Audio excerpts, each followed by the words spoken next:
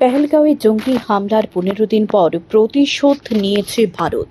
মঙ্গলবার গভীর রাতে পাকিস্তান এবং পাক অধিকৃত কাশ্মীরের 9টি এলাকায় জঙ্গিদের ঘাঁটি লক্ষ্য করে হামলা চালিয়েছে ভারতীয় সেনা। অভিযানের নাম দেওয়া হয়েছে অপারেশন সিন্ধু।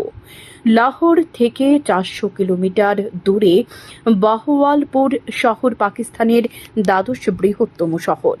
একে সন্ত্রাসবাদী সংগঠন জৈশ-ই-মোহাম্মদের শক্ত ঘাঁটি বলে দাবি করা হয়। জৈশের সদর দপ্তর রয়েছে জামিয়া মসজিদ সুবহান আল্লাহ ক্যাম্পাসে। একে উসমান ও আলী ক্যাম্পাস বলেও অনেকে চেনেন। 18 একর জমি জুড়ে এই ক্যাম্পাস বিস্তৃত। এখানে জৈশ জঙ্গিদের প্রশিক্ষণ ও দেওয়া হয় বলে অভিযোগ। জৈশের প্রতিষ্ঠাতা মৌলানা মাসুদ আজহার বাহওয়ালপুরের বাসিন্দা। এই ক্যাম্পাসেই থাকেন। ভারতীয় সেনার এই সাফল্যে উল্লাসিত অনেকে। সূত্রের খবর, বেছে বেছে পাকিস্তানের জঙ্গি পরিকাঠামোর কেন্দ্রস্থলে ভারতের এই হামলায় আনন্দিত পেহেলগাঁওয়ে নিহতদের পরিজনরা। কেউ বলছেন, এতদিনে শান্তি পেলাম।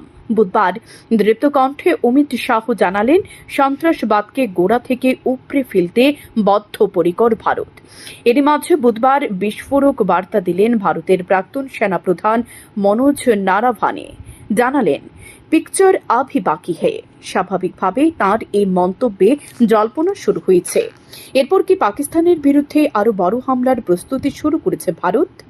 হামলা পাল্টা হামলার জেরে পরিস্থিতি যাতে যুদ্ধের দিকে না গড়ায় তা মাথায় রেখে পাকিস্তানকে ফোন সতর্ক করলেন মার্কিন বিদেশ সচিব মার্কো রুবিও।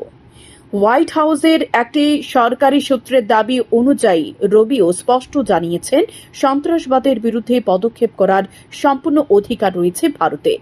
সূত্রের খবর, জৈশ-ই-মোহাম্মদের প্রধান মাসুদ আজহারের পুরো পরিবার এই আক্রমণে মৃত্যু হয়েছে। মাসুদ আজহারি ছিল 2001-এ নয়াদিল্লির পার্লামেন্ট আক্রমণের মূল চক্রী। তার মাদ্রাসার গুড়িয়ে দেওয়া হয়। অন্যদিকে লস্কর-ই তৈবার প্রধান ও 26/11 মুম্বাই হামলার মূল চক্রী হাফিজ সইদকে খতম করা হয়েছে বলে দাবি করা হচ্ছে। সান্দন টিভি।